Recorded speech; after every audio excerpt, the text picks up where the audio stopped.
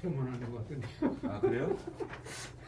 원래 원래 강의는 나만 하잖아. 아 예.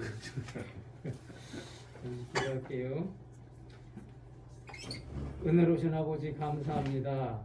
아버지 하나님 일과를 끝나고 이제 수업에 참여합니다. 아버지 하나님 오늘과 같이 좋은 날씨를 허락하시고 우리들에게 이 배울 수 있는 좋은 장소를 허락하여 주심을 감사합니다. 아멘. 아버지 하나님 우리 이곳에서 배워서 주님의 일꾼 되게 하여 주셔서 아멘. 아버지 하나님 손에 붙잡힌 대로 쓰임 받을 수 있도록 하나님 인도하여 주옵소서. 아멘. 열심히 공부하고 기도하고 성경 읽을 수 있는 그러한 우리들이 되게 하여 주옵소서. 아멘. 감사하며 예수님 이름으로 오게 되었사옵나이다. 아멘. 아멘.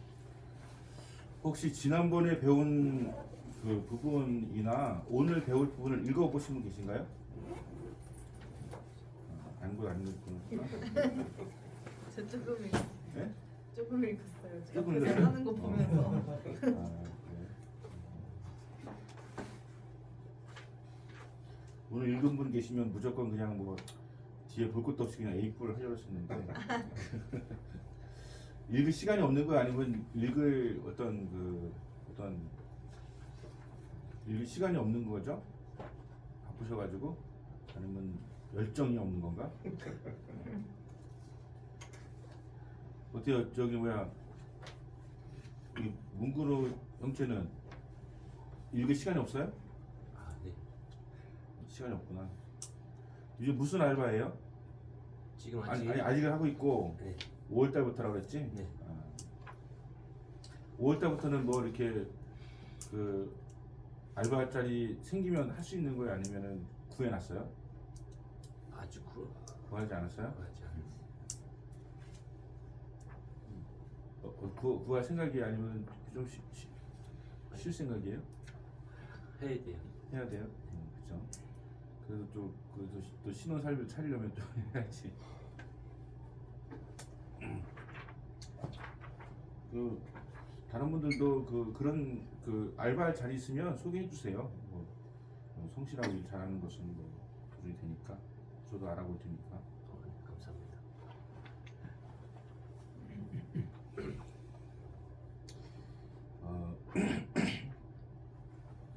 지난 주에는 우리가 그 바르트에 대해서 했는데 오늘은 보네포에 대해서 하겠습니다. 보네포에 대해서 들어보신 분 계신가요? 강의 시간에 말고 그 전에도 보네포에 대해서 어떤 인물로 알고 계세요? 보네포는 어떤 인물이다? 들어본 적 있다 그냥 보네포 하면 기억나는 게 뭐가 있습니까? 저기 응? 권총 차고 꼰총 차고? 예? 보네포가 꼰총 찼다고요? 살짝 저기 이틀 영화를 보셨나? 그 전에요. 네. 이제 저희들 그 친구들이 그때 이제 한신대나 이런 댕기는 사람들하고 논쟁하면서 이런 것도 어떻게 또 이제 데모하고 이런 문제에서 이렇게 어떻게 돼야 되는가 이렇게 논쟁하면서 그리고 할 때 이제 보네포가 꼰총을 찼다. 저기 뭐야 저기 할 죽이려고 그러니까 티틀로 죽이려고 한 거는 맞는데 하여튼 그 보네포한테 꼰총 찬 모습을 지금 본 적은 없긴 한데 아니죠. 그런 이미지가 있겠죠, 그죠? 그래서 좀 그때는 거기에 건들지 못하는 그때 한참 80년대, 90년도에 건들지 못하는 이런 분이었던. 네. 자, 보네포는 독일의 신학자인데 39에 죽었죠. 39에 죽었어요. 짧은 인생을 살았는데 사실은 독일 신학의 자랑일 뿐만이 아니라 우리 세계 현대 신학에서도 굉장히 큰 흐름을 갖다 준 인물이 보네포라고 할 수가 있습니다. 일단은 보네포 하면 요즘에 많이 등장하는 그것이 미친 운전수는 그 운전대에서 일단 끄집어 내려야 된다. 이거 이제 요즘에 선거할 때도 이렇게 많이 나오잖아요. 일단은 히틀러 같은 경우는 설득하고 회유하고 뭐 타협하고 대화하고 이런 게 되는 것이 아니라 일단은 그 미친 운전수가 막 계속 많은 사람을 죽이고 있기 때문에 일단은 끄집어 내려야 된다라고 하는 이야기를 했던 분이 보네포이고요. 보네포는 군사정권까지는 전두환 노태우까지는 보네포는 그냥 금기였죠. 금기. 금서였고 금기였습니다.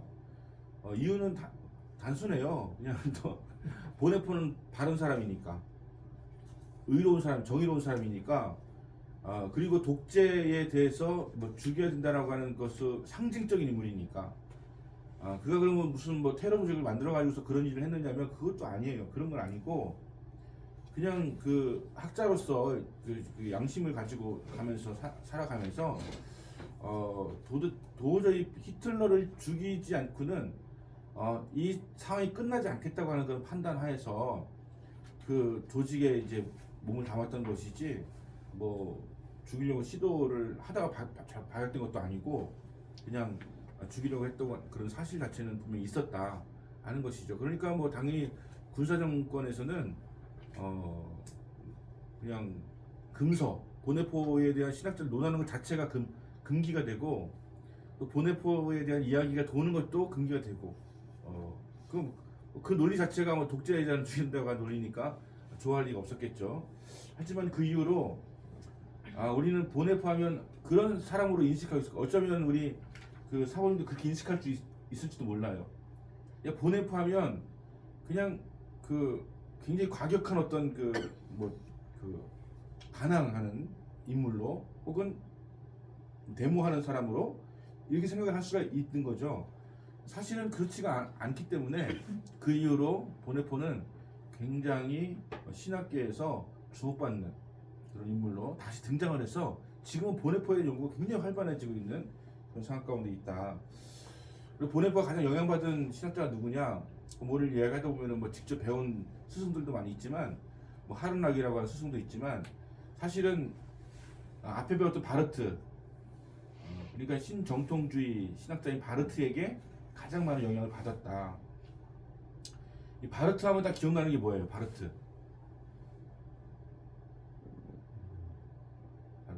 그 발제를 지난번에 이제 하면서 바르트를 우리가 그 다뤘는데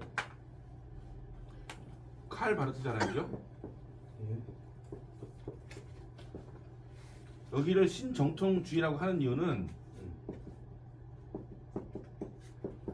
이 정통주의이기 때문에요. 그 당시에는 뭐 세속주의라든가 과학주의라든가 이성주의라든가 아니면 실존주의라든가 뭐 이런 철학이 막 신학이 막 이렇게 그 난무하면서 현대신학으로 방향을 가고 있을 때 이 칼 바르트가 다시 뭐 그 성경과 예수 그리스도로 돌아가게 만들어주는 역할을 했기 때문에 칼 바르트는 신정통주의 학자다라고 하는 것이고 지금 우리 현대 교회에 절대적인 영향을 준 신학자라고 볼 수가 있기 때문에 칼 바르트 중요합니다.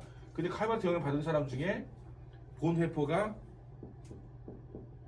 누구에게 잘 영향을 받았느냐라고 한다면 칼 바르트다 이렇게 하는 거예요. 그럼 본헤퍼의 신학은 어떻겠어요? 자유주의 신학이겠습니까? 자유주의 신학이라고 볼 수 있겠지만 결국 칼 바르트 영향을 받아서 정통주의에 영향을 받은 신학자라고 할 수가 있는 거죠. 짧은 인생을 살았기 때문에 우리가 한번 잠깐 좀 참고를 좀 해보도록 하겠습니다.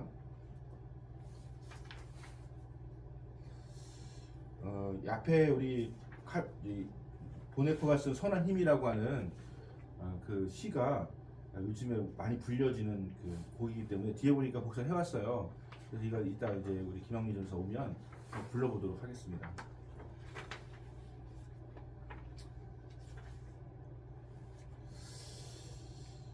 자, 우리 246페이지 한번 보시죠. 보네포의 풀네임은 디트리히 보네퍼예요. 디트리히 보네퍼. 3기로 나눌 수가 있는데 1기는 1906년부터 1932년까지.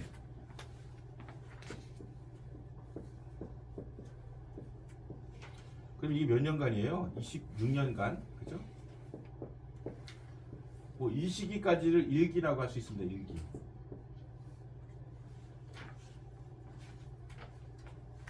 그럼 일기 기간 동안에 그 보네포는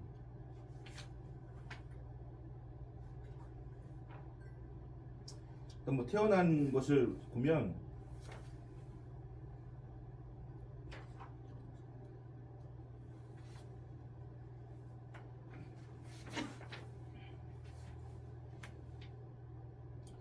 그의 그 어머니는 뭐 교회사학자의 핏줄이라고 했는데 어머니는 교회사학자인 건 아니고 아버지가 정신신경과 의사였다고 하는 거죠. 그러니까 굉장히 부유하고 또 수준 높은 그 엘리트 집안에서 태어났다고 할 수가 있습니다. 그가 어렸을 적에 신학에 관심이 있었던 거예요. 신학에. 어렸을 적부터 신학에 관심이 있었던 사람이라고 하는 걸 볼 때, 그는 그 신학에 관심을 가지고 모든 것을 이렇게 바라보고 관찰해 왔겠죠. 자, 신학에 관심 있는 것하고 목회에 관심 있는 것하고 같아요, 틀려요? 신학하고 목회하고 같습니까, 틀립니까? 틀립니다. 예, 그러니까 다릅니다, 그죠? 그러니까 다르죠, 그죠?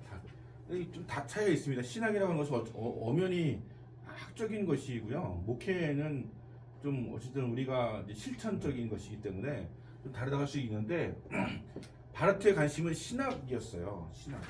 그래서 신학에 관심을 가지고 근데 대부분 경우에는 이제 신학을 한다고 하면 반대를 하죠. 대부분의 경우에는 그 독일에서는 좀 달랐어요. 독일은 신학은 가장 존경받는 사람이었기 때문에 괜찮았는데 우리나라에서 신학을 한다면 일단 반대를 하죠. 반대하는 논리가 뭐였냐? 지금은 뭐 신학을 한다는 사람도 없기 때문에 반대할 사람도 없지만 그 우리 때는 내가 88학번인데 그때 대학 입시를 어떻게 갔냐면은 선지원 후시험이었어요. 선지원 후시험. 그러니까 먼저 학교를 정하고 그 시험을 치러서 거기 가는 거예요.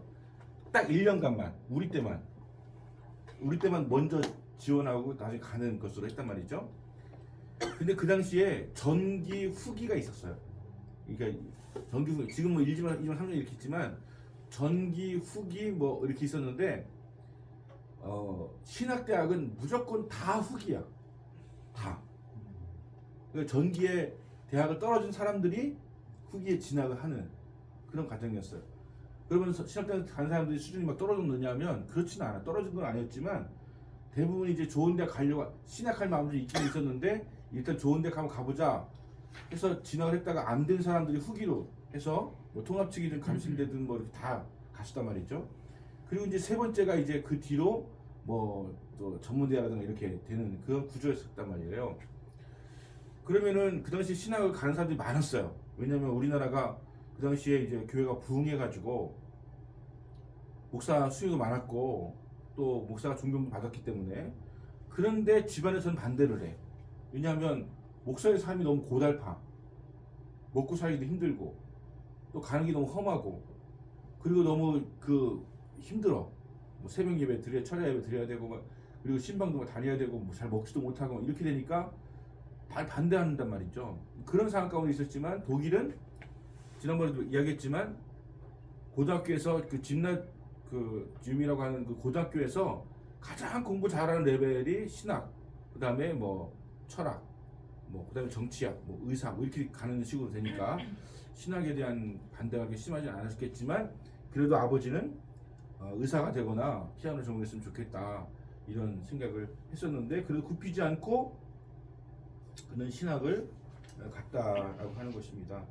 보네포는 티빙겐 대학교를 1년을 다녀요. 티빙겐 대학교는 그 독일에서 가장 유명한 대학을 꼽으라고 한다면 베를린 대학도 있지만 티빙겐 대학교는 또 신학적으로는 굉장히 또 유명한.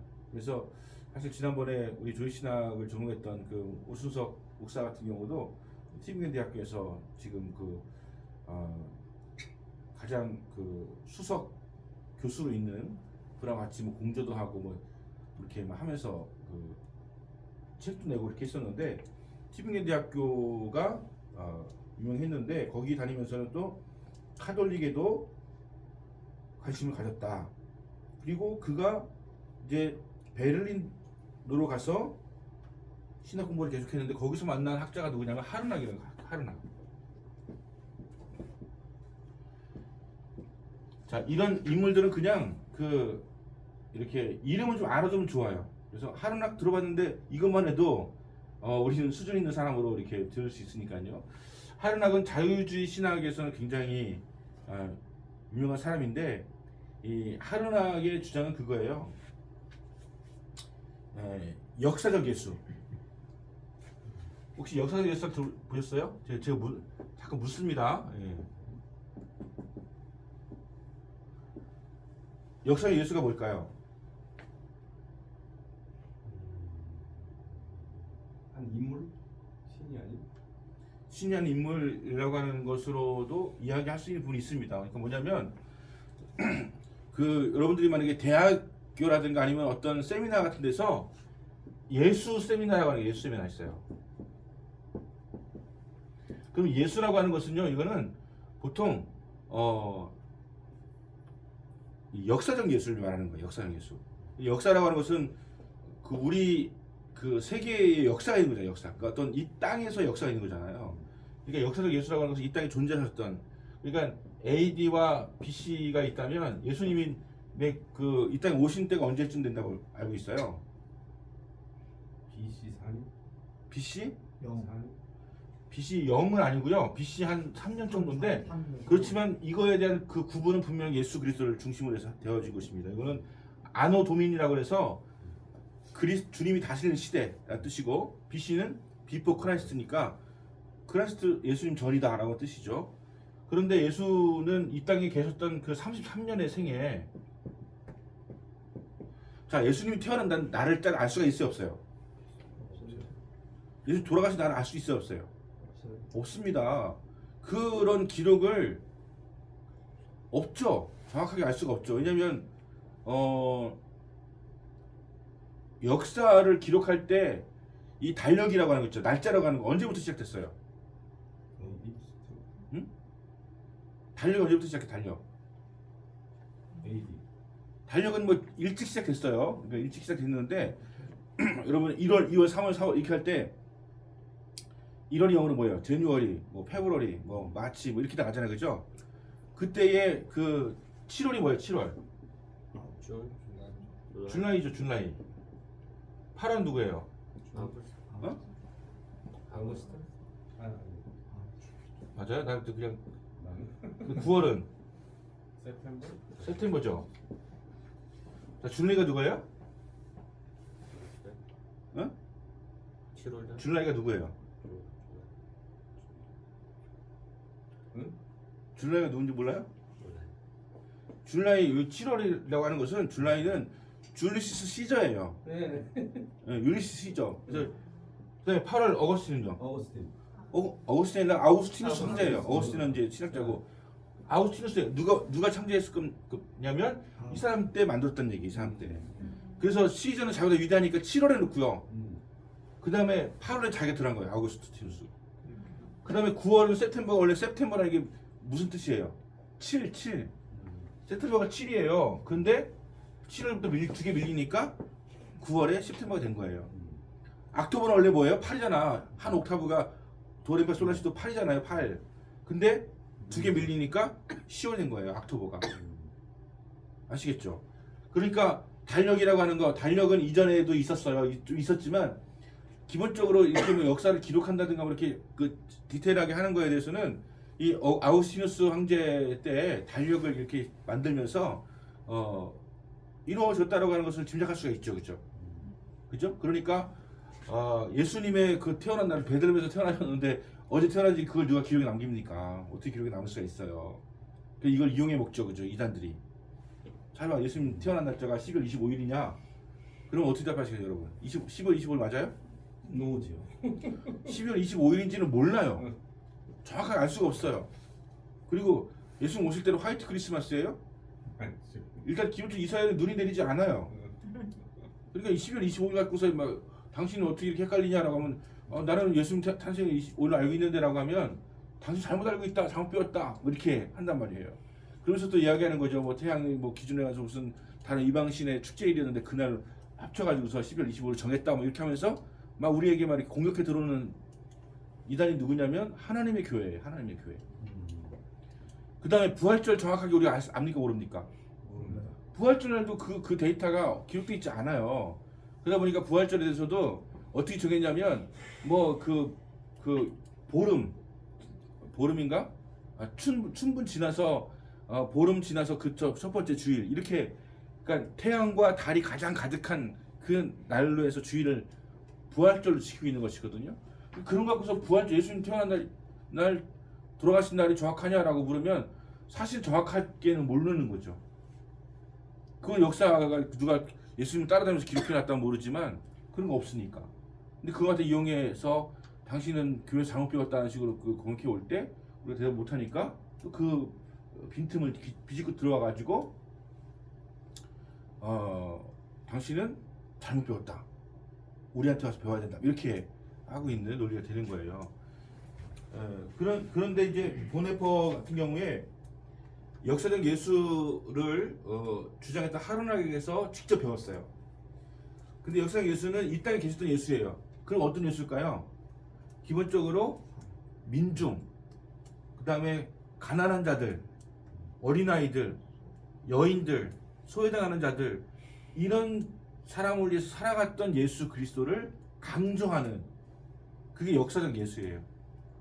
그 다음에 기독 세미나라고 하는 게 기독 세미나. 예수 세미나가 있고 기독 세미나가 있어요. 기독 세미나는 예수님의 부활과 재림 이거 강조하는 거예요. 그러니까 사도 바울은 역사 예수를 강조하지 않았어요. 별로. 사도 바울의 설교라든가 사도 바울의 그 이야기 속에는 그냥 부활하신 예수님, 십자가의 예수님, 그러니까 십자가와 부활만 강조한 것이 바울이에요. 예수님 살아가셨던 그떤 뭐 가난한 자를 위해서 병 고치고 뭐 이런 얘기 사도바도 하지 않습니다. 그냥 그 십자가 부활을 얘기하죠. 그럼 십자가 부활을 이야기한 사도 바울이 이유가 뭘까요? 왜 그렇게 십자가 부활만 강조했을까요? 신성, 예수님의 신성 부분을 강조하려고. 신성과 그렇진 않죠. 바울은 예수님의 사람도 인정을 했습니다. 사람의 아들, 참 하나님 두가 인정을 했어요. 근데 사도 바울은 오직 십자가와 부활 이거 강조했어요. 그게 복음이에요.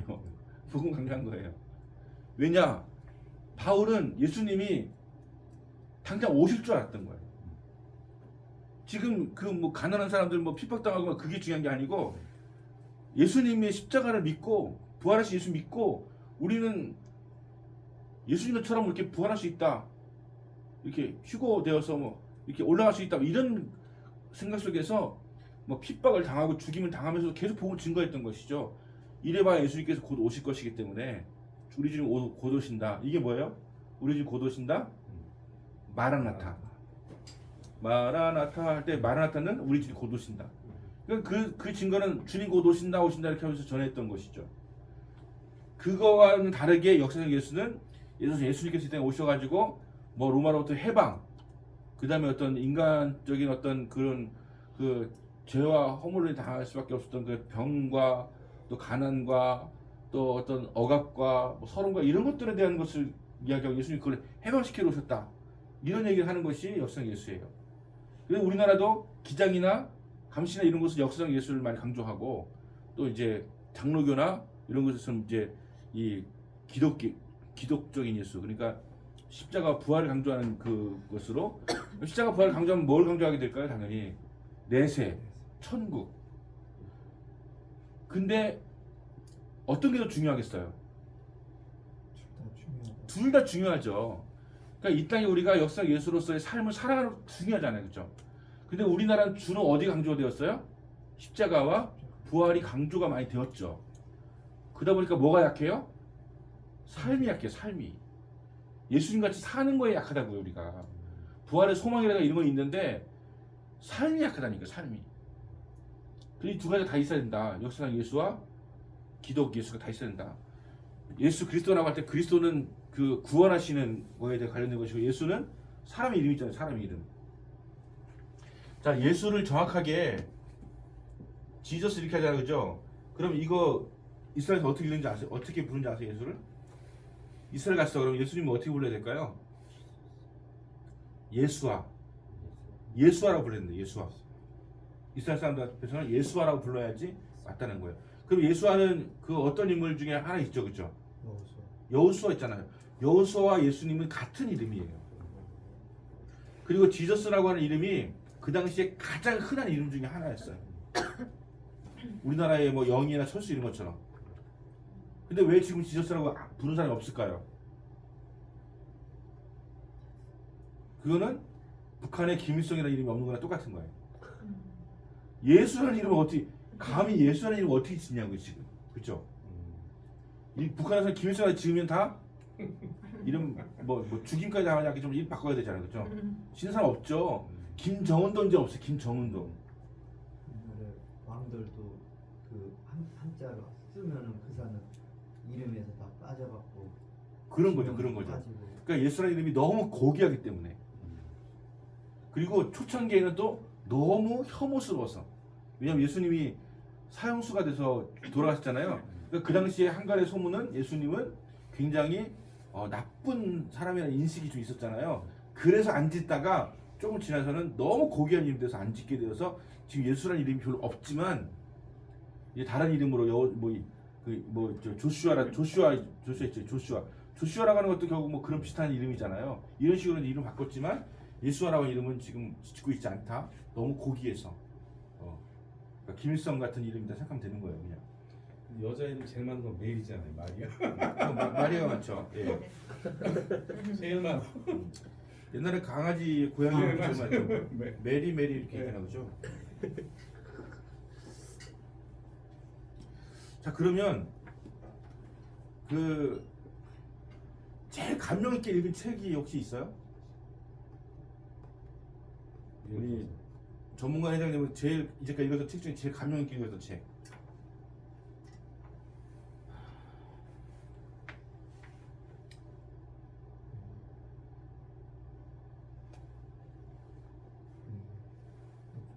정신적으로 또는 뭐 나에게 어떤 삶의 방향을 틀을 만큼의 영향을 준 책 정도요? 그렇죠. 가장 인상적이었던, 가장 뭐 감명적이었던. 그런 책이 가만히 생각하니까 많이 있는 것 같은데 이제 제가 어렸을 때부터 이제 책은 많이 이제 좋아해가지고 많이 봤거든요. 네. 근데 처음에는 이제 위인전, 이제 위인전 같은 거, 그런 거에서 이제 나중에는 이제 고등학교 이후에서는 성경적인 책, 이런 성경적인 책. 예. 그런 걸 좀 봤고요. 뭐 최근에 들어와서는 이제 신학적인 책을 아무래도 이제 접하게 되고. 최근에서는 뭐 이제 뭐 신학자의 이제 주장들, 논쟁들, 뭐 이런 것들이 좀 재미있고요. 네. 한 권을 꼽는다면? 그 중에서 저희 그 별로 이제 알려지지 않은 그런 목사님의 책인데요. 그분 이제 노문환 목사님이라고 이제 자기 일생을 통해서 그 적은 그 목회자적인 그런 책인데 그분은 정말 그 무소유를 이제 주장하는 그런 분인데 그런 분의 큰 영향을 많이 받았어요. 어디서 그 누가 소개시켜 주셨어요? 아니 그냥 그게 이제 우연히 이제 그 단권 목회집으로 이제 단권으로 나온 책인데 그 목사님의 그 일대기를 쭉 보면은 그분이 이제 평범하게 살았는데 한 40대 이후에 이제 부름 받아가지고 목회를 이제 시작을 했고 그다음에 그 키르키지에 가가지고 이제 선교를 하고 오셔가지고 이제 쓴 글 이제 인생을 이제 정리하면서 쓴 글인데요. 그러니까 그분의 삶의 스토리에 감동 받으셨군요, 그렇죠? 그렇죠. 그래요. 또 그 우리 문구 형제는 책그 몽골로 된 책 읽으셨겠죠? 저는 거기 이 12월 달에 몽골로 가서 그 새벽 기도를 한 번 갔는데 거기서 한국 목사님이 적었던 그런 책 몽골어로 바꿔서 번역한 그런 책이 바로 알고 있었어요. 거기에는 거기는 그거는 뭐야 말의 힘 말의 힘. 말의 능력 그런 아, 조현산 목사님 네네네. 쓴 책이요? 네. 예. 책이 읽었다가 너무 감동 받았어요. 그 말의 힘이라고 하는 책이 참 좋은 책인데. 네. 조현산 목사님 아세요? 감자탕교회 아세요? 감자탕교회? 감자탕교회 들어오셨어요? 감자탕교회? 감자탕교회를 못 들어왔구나. 김종훈 선생 감자탕 몰라요? 그러게요. 사원이 못 들어오셨어요? 이 책에 별로 관심이 없으신가? 이 감자탕 교회라고 있는데 그 교회가 감자탕집 그 뒤에 있어가지고 잘 안 보여요, 교회가. 근데 이분이 책을 썼는데 감자탕 교회가 얼마나 감동적이었는지 몰라요. 제가 굉장히 좋아하는 모델 중에 한 분이신데 이 조현선 목사님은 지금까지 3,000개의 30명? 300명? 3천만 원씩 해가지고 보증금을 내줬어요. 이제까지 집을. 그리고 교회 열 몇 개를 개척해 줬어요. 그리고 예를 들어서 추수감사절, 부활절 이럴 때는 헌금이 들어오잖아요. 그러면 한 7천, 8천만 들어오거든요. 그럼 그거는 무조건 그 주일에 다 누군가 도와주는 일 사용을 하는 거예요.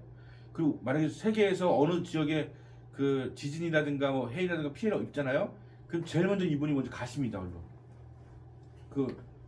돈 한 보따리 짊어지고 가서 뭐 라면이고 뭐 봉사하시고 그런 거 하시는 분인데 이분이 그 목회를 너무 귀해가지고 나도 이렇게 살았으면 좋겠다라는 생각이 들어가지고 우리 교회도 부활절 뭐 그다음에 뭐 추수감사절 이렇게 헌금 들어오면 우리는 얼마 안 되잖아요. 거기는 뭐 한 번에 7, 8천씩 나오고 우리는 뭐 많이 안 나오지만 그래도 그거는 어려운 구제나 선교하는데 다 쓴다. 이런 것을 갖게 했던 그런 목사님 조현사 목사님인데 그분에게 유명한 책은 감자탕 교회고요. 그분이 직접 쓴 감자탕 교회는 그분이 쓴 게 아니고 그분에 대해 쓴 것이고 그분이 직접 쓴 책 중에는 말의 힘이라고 하는 책이 굉장히 좋은 책이죠. 예. 자, 그 다음에 우리 한 사모님 책 어떤 책? 저도 얘기하면서 생각해봤는데 저는 그 중보기도의 사람 리지아버즈라고 그 중보기도의 사람이라는 책. 중보기도의 사람. 네, 근데 그게 너무 좀 기도에 대해서 좀 엄청 중요성을 완전히 깨우쳐주는 그런 거였어가지고. 그렇군요. 그 책 그 쓴 사람이 그 외국 사람인데 영국. 조지 밀러라는 건가요? 아니요, 조지 밀러 말고 리즈 와이즈. 아, 리즈 와이즈. 아, 알겠습니다. 사모님은요? 제일 읽었던 책. 저는 저기 이제 그 80년대 때 이제 읽었던 것 중에서는 함석헌 선생님의 뜻으로 본 역사. 함석헌 선생님. 그때 한참 함석헌에 빠졌었어요. 아, 그랬었어요? 네. 그러니까 뭐 그때 제가 그 지금 이름은 안 나는 신학 시리즈라 갖고 조그만하게 이렇게 한 50페이지, 100페이지 조그만한 그런 게 있어가지고 이렇게 나온 게 있었어요. 그 중에서 이제 소명이라는 이제 저자는 지금 잘 모르는데 그때의 소명을 하는 것을 읽는데 그 나중에 이제 소명이라는 게 깨달았어요. 그때 신학 시리즈 갖고 그 서점에 문구판으로 한뭐 100몇 권짜리 쭉 있었어요. 그때는 그렇게 많이 팔았죠. 예. 돈도 없으니까 그냥 여기 이쪽 이렇게 소책자로 나오니까 네. 책도 많이 팔았죠. 신학 시리즈가 뭐 신학이라고 100여 권 이렇게 쪼나가 가격도 저렴하고. 네. 알겠습니다. 그 함석헌 그다음에 저 김종훈 조사님은 저는 전혀 저거 할지 모르겠지만 제가 잠시 좀 신앙을 버릴 만한 뻔한 네. 지금도 누구한테 얘기를 하면 하는 게 잘 알고 다빈치 코드라고 그 이제 다빈치 코드를 뭐 결론은 그 댄 브라운이라는 그 작가가 뭐 사실을 토대로 조사를 해가지고 했다 그래가지고 결국에는 그런 거지 않습니까? 예수님과 그 마리아 사이에 네. 결국에는 근데 그게 그 당시에 뭐 저는 신학도 공부를 하지 않고 어릴 때부터 그냥 예수님 믿고 있었는데 그게 저한테 너무 이제 빡치게 와가지고 한참 유행해가지고. 뭐 그 다음에 뭐 천사 악마도 나오고 했는데 과연 그런 집단들이 있고 진짜 뭐 어떤 거기에 한때 그래서 지금도 누가 얘기하면 뭘 보고 그건 저한테 쇼크였던 거예요. 뭐 어떤 뭐 교훈적인 게 아니고 누가 얘기하면 다빈치 코드가 근데 진짜 제가 좀 왔다 갔다 했습니다. 아 예수님이 진짜 인간이셨고 그게 너무 설득력 있게 영화를 만들고 예. 소설도 쓰고 그래가지고 예. 영화 보셨어요? 영화도 봤죠. 그래서 그 성배를 든 예. 자가 마리아라고 예. 그래서 마리아의 그 자손들이 지금 살고 있다고 그렇죠. 그죠? 예. 지난번에 얘기했지만 이제 그 막달라 마리아하고 친하게 지내는 건 사실이에요, 그죠? 친하게 지내고 또 뭐 자주 가시고 또 만나시고 이렇게 했지만 좀 어처구니 없는 얘기죠, 네. 사실은. 근데도 워낙 책을 기가 막히게 써내고 나니까 문제는 뭐냐면 그런 게 이제 성경이 있고 외경이 있고 위경이 있잖아요. 예. 그 외경 위경에서 이제 그런 거 가지고 따가지고서 예를 들어서 뭐 그 거기에 있는 그 스토리들 예수님에 대한 뭐 이렇게 이야기가 거기 적혀 있는 게 있단 말이에요. 근데 우리는 성경을 안 읽고 거기에 있는 얘기에 관심 가질 때가 많아요. 그게 문제예요. 성경을 확고하게 알고 있으면 외경 위경에도 흔들리지 않을 수가 있는데 외경과 위경을 보면 더 그럴싸하거든요. 그러다 보니까 이제 그렇게 되는 경우도 많이 있는데 하여간 지금은 다빈치 코드는 뭐 아니라고 이제 확신하실 테고 그렇습니다. 책을 보니까 이렇게 비교적 그렇게 많이 읽으시는 것 같지는 않네요, 그죠? 얘기하시면 이렇게 하시는데 저는 보면서 그 목사든 아니면 어떤 인물이든지 간에 참 위대한 사람들은요 책을 손에서 놓지 않은 사람인 것 같아요. 그게 참 중요한 것 같아요. 신학교를 나오는 게 중요한 게 아니라 신학교 졸업한 다음에도 책을 계속 읽을 수 있어야 된단 말이죠. 차라리 아니면 유튜브 같은 거 있잖아요. 유튜브. 저 요즘에 내가 또 이제 하니까 계속 정말 지금까지 듣고 있는 게 뭐냐면 뭐 실존주의 철학자에 대한 뭐 요즘에 그 유튜브로 강의하는 게 있어요. 그런 거 듣다 보면은 너무 좋은 거예요. 왜냐면 짧게 20분씩만 하면서 실존주의 철학자에 대해서 얘기해주고 또 어제는 그 알베르트 까미에 대한 얘기 해주더라고요. 이 까미 아세요? 까미? 까미가 쓴 책이 뭐죠? 이방인도 있고 그죠? 이방인 뭐 페스토도 있고 그다음에 뭐 까라보 아니 시지푸스의 신화 그거 있잖아. 근데 까미가 47살 때 죽었더라고요. 그렇게 많은 책을 써놓고서 이렇게 어떻게 좋은지 아세요? 그냥 기차 타고 가려고 하다가 친구가 야 오늘은 내 차 빌릴 테니까 타고 가 라고 해서 차를 빌려 타고서 가다가 고속도로에서 죽었어요. 사고 나가지고. 근데 그 까미는 우리한테 뭘 질문을 던지냐면 이런 세상에서 자살해라. 그리고 부조리다. 뭐 이런 거 있잖아요. 근데 자살을 강조하기보다는 이 부조리하다. 세상은 부조리하다는 거예요. 기본적으로. 우리가 볼 때 부조리한 게 참 많잖아요. 그죠? 뭐 부자들은 뭐 진짜 악하게 살면서 끝까지 잘 살고 가난한 사람 선한데도 불구하고 가난하게 살고 막 이런 부조리가 있잖아요. 그죠? 근데 까미는 그걸 계속 얘기를 했어요. 그러면서 거기에 대한 어떤 해답을 뭐를 제시하냐면 반항해야 된다. 그러니까 죽든지 반항하든지 뭐 이렇게 해야 되는데 죽는 것은 그거는 우리의 어떤 저기를 뭉개면 안 되고 반항하라 이렇게 했던 가르침이 있었다고 하는 얘기를 하는데 저는 그 이방인 책을 읽고 시지푸스 신화를 읽고 이방인 책을 읽을 때 주인공 메르소가 엄마의 그 초상집 엄마가 돌아갔다는 얘기 듣고서 버스 타고 이렇게 학교를 가는데 아무 생각이 없어요. 엄마가 돌아가셨는데 가서 엄마 초장 치르고 나서요. 그 다음 날 여자친구 만나가지고서 영화 보고 또 뭐 섹스도 하고 이렇게 하고서 누군가가 또 자기한테 뭘 이렇게 나랑 같이 뭐 이렇게 악한 뭐 동무하자는 얘기 하는 바람에 해수욕장 가서 그 친구를 죽인 사람을 눈이 부시다는 이유로 죽여버려요. 그러니까 뭐냐면 어떤 의도도 없어. 아무 생각이 없어. 아무 생각 없이 그냥 악을 행해. 그러니까 까미는 그걸 얘기하는 거예요. 지금 사람들이 아무런 이유 없이 아무런 어떤 거기에 대한 어떤 뭐 감정도 없이 그냥 이렇게 살아가고 있는 이런 것이다라고 하는 것이죠. 참 부조리하다고 하는 것을 계속 주장하려고 했던 사람이 까미였는데 그런 것들에서 뭐 이렇게 들었다 보니까 굉장히 신학하는 데 도움이 되는 것 같아요. 신학. 우리는 지금 그 신학을 하면서 부조리하다고 여기면서도 신이 우리 가운데서 어떤 질서를 부여했고 거기에 어떤 본질이 있다라고 하는 생각 속에서 거기를 갖고 회의하려 기대려고 하잖아요. 그죠? 주님 의지하려고 하잖아요. 근데 그게 딱 의지하면 되는 게 아니라 계속 뭔가 또 힘들어지고 또 이해가 안 가고 또 답답하고 이런 일이 생긴단 말이죠. 그죠? 이런 거에 대해서 이제 우리는 그 주님을 의지하기 때문에 그런 생각하는 걸 되게 안 좋게 여기고 주님 의지해야지 기도해야지 이런 식으로 해서 자꾸 이렇게 돌리지만 사실은 한번 주님을 의지하며 살았던 때도 있었는데 살다 보니까 또 힘들어져. 또 이해가 안 가. 또 막막해. 그래 또 타락해.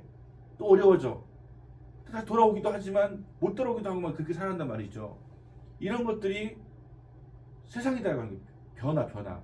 변화된 세상 가운데 살아가고 있다고 하는 것을 강조하고 있는 사람들이 그 실존주의 철학자들이에요. 실존주의.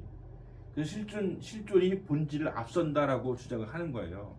우리는 본질을 추구한 사람들이고 실존주의자들은 이 본질이 있지만 우리가 가변적인 존재이기 때문에 계속적으로 우리에게는 실존이라는 문제가 생겨날 수밖에 없다. 이렇게 이제 하는 거예요. 그러면은 신학자들이 이런 거에 대해서 연구를 하잖아요. 그러면 이런 사람들은 다 뭐가 되냐면 다 현대 신학자, 이단 이렇게 돼버려요. 하나님을 의지하는 것 외에는 다른 어떤 생각하는 거에 대해서는 허용하지 않으려고 하는 그런 태도가 있단 말이죠. 그래서 우리는 끊임없이 변화되어 세 가운데서 연구도 하고 기도하면서 우리 많은 사람들한테 대안을 제시해 줄 수 있는 그런 목회자가 돼야 돼요. 그냥 밑도 끝도 없이 그냥 기도해 아니면 뭐 돌아와야지 회개해 예배해야지 뭐 이런 걸로만 되지 않는 어떤 그런 진짜 인생으로 살아가면서 고뇌하고 고민하고 있는 것들에 대해서도 뭔가 답해줄 수 있는 그런 신학자가 진지한 신학자가 돼야 된다고 하는 거죠. 그래서 자꾸 질문하면 묻고 답하고 막 이런 것들이 이루어져야 돼요. 지금도. 자, 이 보네퍼는 이제 교수 임용을 준비를 해가지고 24살 때 베를린 대학에 강사가 됩니다. 24살 때. 자, 24살이면 우리는 군대 갔다 와서 이제 그 대학 졸업할 때도 아니잖아요, 그죠? 보네퍼는 24살 때 베를린 대학에 강사가 돼요. 시간 강사도 교수라고 불리는 거 아시죠? 제가 한 5년 동안 한세대학교에서 시간 강사를 했거든요. 그리고 시간 강사도 교수라고 이렇게 불러요. 그러면서 이렇게 했는데 보네퍼는 24살 때 어떤 논문을 썼냐면 행위와 존재라고 하는 이 행위와 존재라고 하는 것도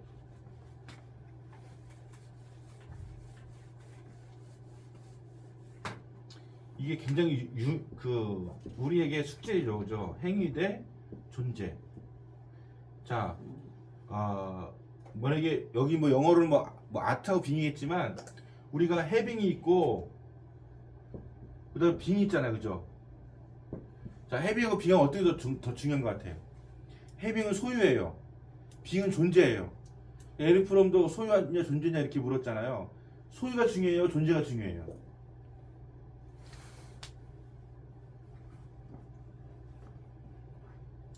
존재가 있어요. 그런 생각 안 해봤죠, 그죠? 존재가 중요해요, 소유가 중요해요. 정답은 뭔지 알겠죠? 정답은 알겠죠, 뭔지. 정답은 존재라는 느낌이 들죠, 그죠? 존재가 중요한 거예요. 우리가 뭘 가졌느냐라고 하는 것이 지금의 가치죠. 사람들은 뭘 가졌느냐를 가지고서 사람의 수준을 따지잖아요. 해빙은 가진 거예요. 빙은 존재예요. 근데 우리의 존재가 하나님의 아들이다, 뭐 자녀다, 뭐 종이다, 뭐 이런 빙이라고 하는 관심을 가지면 소유는 사실은 그닥 중요한 게 아닌데 지금은 빙보다는 해빙을 중요하게 여기는 그런 시대를 살고 있단 말이죠. 소유를 중요하게 여기는. 소유를 가지고 사람을 따져. 높은 뭐 많이 가진 사람은 대단한 사람으로 여기고 적게 가진 사람은 아주 천하게 여기는 그런 태도가 있단 말이죠. 빙이냐 해빙이냐라고 한다면 우리 크리스찬들은 당연히 빙이에요. 빙. 존재가 중요한 거야. 그래서 그 노래 아시죠? 주와 함께라면. 제일 맛있는 라면. 주와 함께라면. 제일 맛있는 라면은 신라면 삼양라면이 아니고 주와 함께라면이에요. 주와 함께라면 가난해도 좋아 참된 부요함이 내 안에 가득하니까. 주와 함께라면 가난해도 좋아. 주와 함께라면 병들어도 좋아. 이런 가사가 있잖아요. 주와 함께라면 내가 주님과 함께하는 존재라고 하는 것에서 가난해도 좋고 병들어도 좋고 뭐 외로도 좋고 다 그렇게 할 수 있는 것이 존재거든요. 근데 요즘에 존재를 생각합니까? 소유가 중요해. 소유가 그냥 얼마나 가졌느냐. 요즘에 교회를 오면 당연히 어떤 교회가 그 중요하고 또 인정받는 교회입니까? 큰 교회잖아요. 큰 교회. 재정이 많은 교회. 이런 거잖아요. 그죠? 그러니까 그냥 가치와 존재라고 하는 걸 생각할 때 우리는 그냥 해빙에 비중을 둔단 말이죠. 굉장히 오래된 얘기이긴 하지만 이런 해빙에 비중을 두고 있는 우리가 가질 때 소유냐 존재냐를 묻는데 이것도 같은 거죠. 행위와 존재라고 하는 것을 썼다잖아요. 보네퍼가. 그리고 보네퍼도 똑같은 고민하고 있는 것이죠.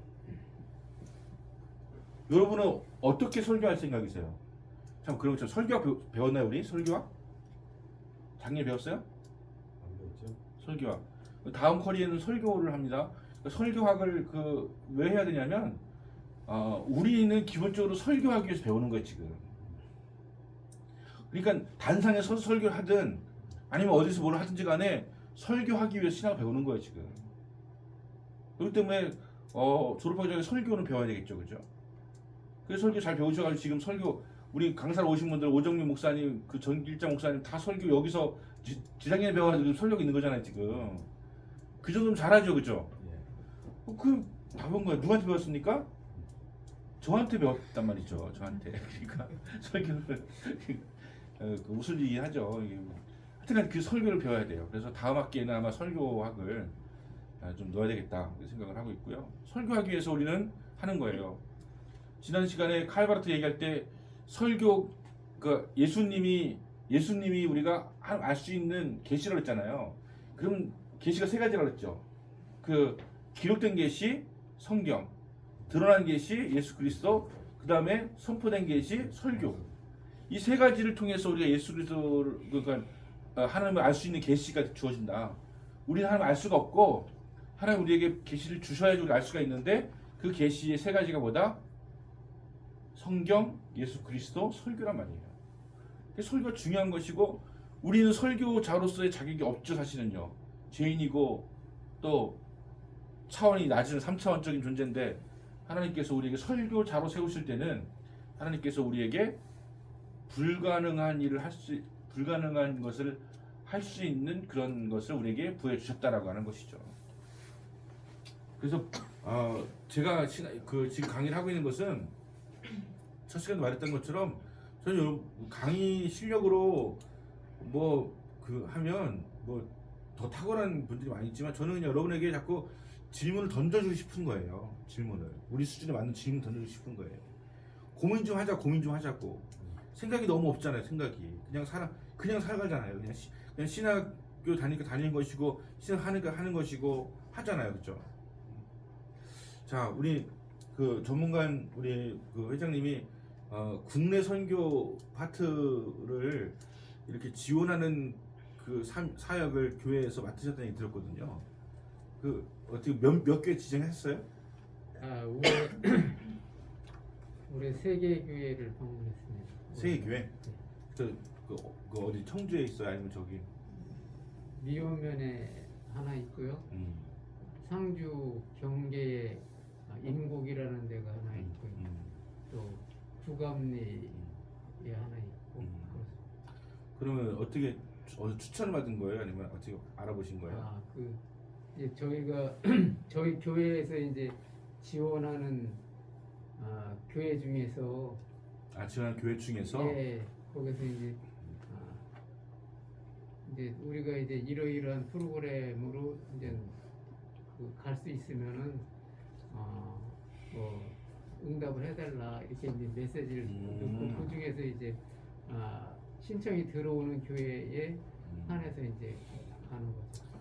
이미 지원을 하고 있고 예, 그 하고 있는 교회를 방문해 본다는 얘기잖아요, 예, 그렇죠? 그렇죠. 그러면은 그러니까 가서 이렇게 그 파악해 보고서 지원을 결정하는 게 아니라 이 지원하고 있는 교회를 이제 방문해서 또 이제 그 어떤 이를테면 애프터 서비스 같은 개념인 거네요, 그렇죠? 예, 그래서 이제 가기 전에 이제 거기 계신 목사님을 이제 줌으로 초청을 해서 문제점이나 도울 수 있는 것을 이제 먼저 상의를 하고 뭐 물질적으로 이제 보수나 교회 보수나 또는 이제 전도나 뭐 이런 것을 이제 상의를 한 다음에 우리와 또 이제 우리 교회에서 이제 어떻게 지원할 것인가에 대해서 이제 상의를 하고서 이제 방문을 하죠. 그래서 만약에 그 교회 지원하는 거 외에 추가로 뭐 도움을 주신 것도 있는 거겠네요, 그러면? 네, 그 이제 뭐 지붕이 샘은 우리 그 청년부에 이제 인계를 하면 청년부에서 이제 가서 이제 고쳐줘요. 또 이제 화장실도 이제 그 비용이 이제 얼마 들으면 우리가 예산 세워가지고 올리면은 또 이제 실무진들이 가가지고 다 고쳐줄 거예요.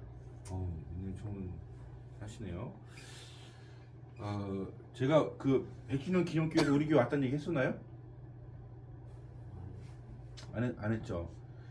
그 서울의 100주년 기념교회 아시죠? 그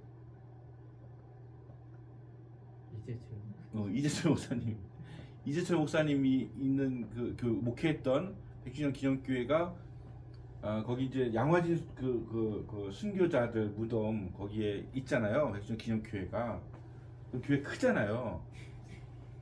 근데 제가 3년 전에 100주년 기념교회에서 청년 사역과 노인 사역을 하고 있는 거 중에서 좀 재정적으로 어려운 교회가 있으면 신청하라고 해가지고 코로나 지원을 하겠다고 해가지고 제가 신청을 했어요. 그랬더니 연락이 왔어요. 50만 원 보내오겠다고. 50만 원. 그런데 그렇게 50만 원 보내주고 나서 뭐라고 그 이메일이 오냐면 너무 감사하다는 거예요. 자, 지원할 수 있어가지고 너무 감사하대요. 그래서 뭐 감사하지, 내가 감사하지, 왜 거기 감사하지? 그런데 너무 감사하대요. 그리고 더 많이 지원하지 못해서 죄송하대요. 그리고 절대 뭐 이거 받고서 감사하다는 뭐 이런 거 하지 말래요, 제발. 뭐 이런 식으로 왔어, 메일이. 그래서 야, 되게 참 태도가 좋다 생각하고 있었는데 얼마 전에 전화가 왔어요. 그 청주에 저희가 가도 되겠냐는 거예요. 그래서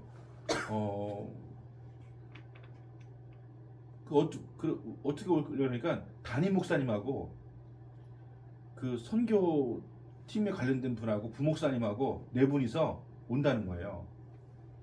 근데 여기 100주년 기념교회가 큰 교회잖아요. 여기 청수목교회보다 몇 번 더 클 걸요 아마. 굉장히 큰 교회란 말이에요. 근데 거기 담임 목사님이 이렇게 직접 오시는 경우는 본 적이 없거든요. 근데 담임 목사님 온대요. 물론 거기 이재철 목사님이 담임을 4명을 세우고 갔잖아요. 4명. 네 명을 담임 공동담임 세우고 나왔는데 한 분은 아프셔가지고 이제 안 하시고 세 분이 하시거든요. 그 중에 한 분이 오신다는 거예요. 그리고 같이 오신다는 거예요. 그래서 저는 내가 지원받는다고 하는 그런 개념보다도 이분들하고 뭔가 그 커뮤니케이션 했으면 좋겠다는 마음이 들어가지고 오시라고 이렇게 했는데 이제 한 2주 전에 왔어요. 우리 교회로 왔어요. 그래서 이제 물어봐요. 이렇게 막 그 사역에 물어봐요. 잠깐만 얘기했죠. 굉장히 하여튼간 저희 교회가 그 뭐 노인 사역이고 청년 사역도 열심히 하고는 싶은 마음이 늘 있지만 사실은 잘 못하고 있는, 그러니까 성도가 많지가 않으니까 우리 교회가 재정적으로 그 어렵다는 얘기는 했죠. 그냥 우리 교회는 지금 저를 비롯해서 부목사도 있고 또 전사도 있고 간사도 있고 팀이 있어요. 그러면은 그 사역자들 나가는 재정만 한 300이 돼요. 300. 뭐 많다면 많은 거지 적다면 적은 거지만 이게 그 규모에서 적은 게 아니에요. 300이 나가요. 그런데 어느 순간부터 헌금이, 그러니까 500은 돼야지 우리 교회가 운영이 돼요. 300하고 또 여러 가지 뭐 우리가 뭐 이자도 있고 이렇게 또 교회 해야 되니까. 근데 500이 아니고 한 300, 한 50, 400도 안 들어오는 그런 쪽으로 줄어들었어요. 그러니까 누가 어떻게 돼야 돼요? 담임 목사 사례는 못 받는 거야. 부교육자들은 사례는 줘야 되고. 그래서 그런 얘기를 했어요. 이제 했어요. 어쨌든 뭐 받는 거 안 받는 거 중요한 것이 아니고, 그런 얘기를 했어요. 했더니 쭉 듣고 청년 사역 뭐 이렇게 막 듣더라고요. 담임 목사님 다 와가지고서. 그래가지고 결정이 이제 4월 달에 이제 건의하면 이 팀들이 이제 리서치한 것 같다. 이제 그 팀에 보고하면 그 팀이 기도하고 회의하고 결정해가지고 이제 체제투 당에 올리면 5월 달 초에 결정이 된대요. 지원해 주는 게. 근데 뭘 지원해 주는지 모르겠어요. 뭐 한 달에 뭐 몇십만 원씩 주는 건지 아니면 뭐 제가 우리 교회 빚이 뭐 1억이 넘게 있다 그렇게 모르겠지만 그렇게 뭔가 그렇게 뭐 너무 기대도 하지 말고 너무 뭐 이렇게 뭐 소망 안 갖지도 말고 이렇게 하시라고 하면서 갔어요. 5월 초에 연락이 온다고 하는 문자가 왔어요. 기도해 주세요. 근데 바람직하죠, 그죠? 찾아가는 서비스. 그러니까 보통 교회는요 이렇게 오라고 그래요. 참석하라고 그래요. 그리고 막 뭐 저쩌고 뭐 우리가 뭐 좀 있는데 니네 좀 주려고 하니까 뭐 잘 좀 보여봐 이런 식이에요. 근데 거기는 어떻게 하는 거예요? 자기 찾아와. 그래서 그것도 담임 목사가. 그래서 막 우리한테 뭐 이렇게 막 물어보고 막 이렇게 해요. 아무것도 뭐 준비하지 마. 2시에 와요. 밥 안 먹으려고. 2시에 와가지고 내가 나름대로 그 준비를, 그러니까 그 생수 같은 거 있잖아요. 그냥 간단하게 안 먹을 것 같아가지고 이렇게 준비했는데 이것도 안 먹어 그냥. 그래서 가더라고요. 이 바람직한 어떤 그런 모습이다. 찾아가는 섬김, 그죠? 섬기는데 섬김 받으러 와라 뭐 이렇게 뭐 이렇게 잘 보여라 뭐 이렇게 하는 게 아니라, 그리고 어떻게 인사가 없냐, 우리가 1년 동안 지원해 뭐 이렇게 하는 게 아니라 정말 우리가 섬길 수 있는 기회를 줘서 감사하다, 그죠? 이런 태도가 좋은 거예요. 태도가 그런 자세를 가지고 했으면 좋겠다는 것이고, 그게 사실 내가 하고 싶은 거였어요. 그리고 아까 얘기했던 조윤산 목사님 광영교회 광영교회 목사님이 하고 있는 거예요. 광영교회 목사님 한번 나중에 찾아보세요. 뭐지? 홈페이지도 굉장히 멋있어요. 거기는 홈페이지에 가면 광영교회가 굉장히 큰 교회가 됐잖아요. 지금 전국적으로 유명해진 교회가 됐으니까. 그러면 교회 건물 있을 거 아니에요. 건물이, 그죠? 근데 거기는 건물 사진이 없습니다. 그럼 누구 사진이 있을까요? 그냥 활짝 웃는 새신자들 얼굴들 있잖아요. 이런 게 거기 메인 사진이에요.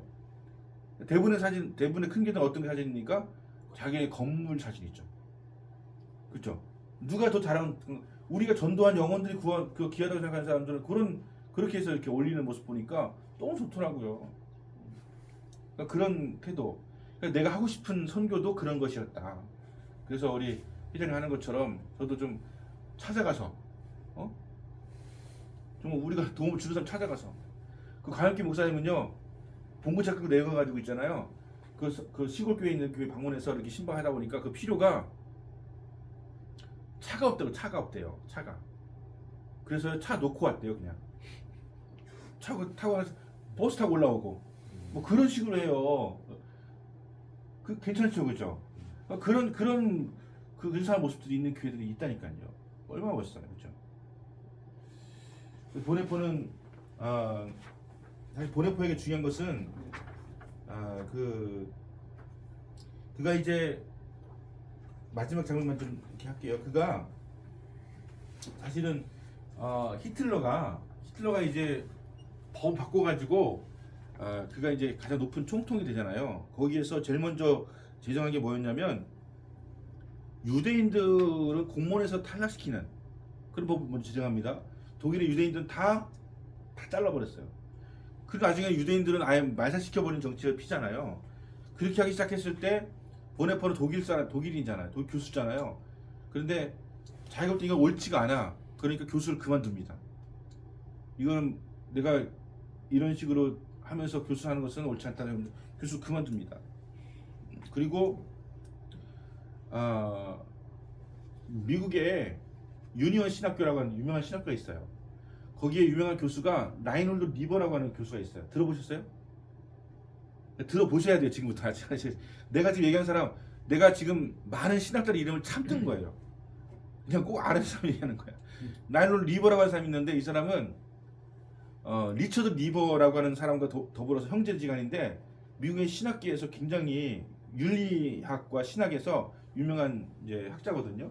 라이놀드 리버가 쓴 책이 뭐냐면 모랄맨 이모럴 소사이어티라고 하는, 그러니까 도덕적 그 비도덕적 사회와 도덕적 인간. 그러니까 비도덕적 사회에서 도덕적인 인간이라고 하는 것이 과연 가능하냐라고 하는 그런 것이죠. 그런 나치라고 하는 그 정권 하에서 도덕적인 어떤 그 사람으로 가능한 게 있느냐. 그 당시에 나치에 그 협조했던 사람들은 히틀러가 나쁜 인간이지만 또 그 정권을 뒷받침해주는 그 뭐 많은 그 있었지만, 그죠? 경찰들도 있고 있었지만 진짜 또 나쁜 사람들은 독일 사람들이거든. 독일 사람들이 거기다 고발하는 것을 애국이라고 여기고 유대인들이 숨어 있다 막 고발을 막 했던 거 아닙니까? 그런 인모랄 소사이어티에서 모랄맨이 과연 진짜 도덕적일 수 있는가라고 하는 거예요. 그래서 뭐가 중요한 거야? 이제 이 사람 입장에서는 사회가 도덕적이어야 돼요. 우리나라 정권도 마찬가지예요. 우리나라도 마찬가지입니다. 사회가 부도덕한데 우리가 도덕적으로 살아간다? 그럼 충성된 어떤 한 사람으로 살아갈 때 우리는 오히려 비도덕적인 사람으로 살아갈 수 있게 되는 거거든요. 그 나라를 위해서 꼭 기도하셔야 돼요. 모랄 소사이어티가 돼야지 모랄맨이 의미가 있는 것이지, 인모랄 소사이어티가 되면 모랄맨이 의미가 없다라고 하는 거예요. 유니언 신학에 추천해가지고 가서 강의를 합니다. 보네포가 미국에서 유대인들 학살하고 할 때 그때. 그런데 보네포가 한 달 만에 돌아와요. 이건 아닌 거예요. 핍박받고 있는 그런 독일의 사람들, 유대인들, 신학자들이 있는데 내가 여기서 강의하고 있는 게 맞지 않는 거예요. 이때 나이가 35살이에요. 35살. 35살. 그래서 독일 돌아옵니다. 그리고 잡혀가지고 사형당해서 죽어요. 39살 때. 히틀러가 자살하기 석 달 전에 죽습니다. 히틀러가 죽을 건데 조금만 버텼으면 좋았을 텐데 죽어요. 근데 정말 감동적이었던 게 뭐냐면 이 보네포가 감옥에 있는 한 3년 동안 많은 사람들에게 진짜 최고의 목사로 알려졌다고 하는 거예요. 거기에서 상담해주고 안수해주고 기도해주고 예배드려주고 이렇게 하는 목사로서 거기 안에서의 경건의 삶이 굉장히 탁월했다, 아름다웠다. 그래서 39살로 죽었지만 그가 남긴 것은 이게 신학만 그 남긴 사람도 있잖아요. 우리가 알고 뭐 칼빈은 뭐 신학자만 한 것은 아니고 거기 이제 뭐 그 제네바 같은 데서 이제 뭐 성시화를 하면서 칼빈은 엄청나게 많은 사람을 죽였어요. 사실은 그러니까 그 성시화를 만들기 위해서 그렇게 한 사람도 있지만 저 신학만 한 사람이 있거든. 신학만 한 사람. 근데 이 보네포는 신앙만 한 것이 아니라 자기가 정말 그렇게 예수님처럼 희생하여서 살려내려고 했던 것이죠. 유대인들이 이렇게 죽는 것이 옳지 않았던 거예요. 그리고 히틀러가 옳지 않았던 거예요. 근데 지금으로서는 이 히틀러를 위해서 히틀러를 막을 수 있는 방법이 없어요. 사실 어느 단체랑 그 서로 조인해 가지고서 하려고 했는데 이 단체가 거절해 가지고 그렇다면 직접 내가 나서는 수밖에 없다라는 판단을 하고 나섰다가 발각돼 가지고 이제 군법회의에서 사형을 받고 이제 죽은 거죠. 그런데 불과 얼마 뒤에 히틀러가 죽었어요. 더 살았으면 더 같이 있었을지 모르지만 어쩌면 죽었기 때문에 우리에게 더 위대한 그런 목사로, 그냥 신앙만 한 목사가 아니라 행동으로 보여준 목사로 기억이 되어주는 것이고, 오래 사는 의미보다도 짧은 인생을 살았지만 우리에게 주는 어떤 교훈은 굉장히 탁월한 그런 목사를 보내보고, 우리 이제 발제자가 이제 왔기 때문에 사실은 발제자가 와서 발제한 다음에 뭐 이렇게 돼야 되는데 발제자가 왔기 때문에 잠깐 쉬었다가 네. 발제자가 반주하는 것을 함께 찬양을 부르고 그 다음에 하도록 그렇게 하겠습니다. 가능하죠? 네. 노래 알아요? 이 노래 알죠? 네. 10분간 쉬었다가 네. 식사하시죠.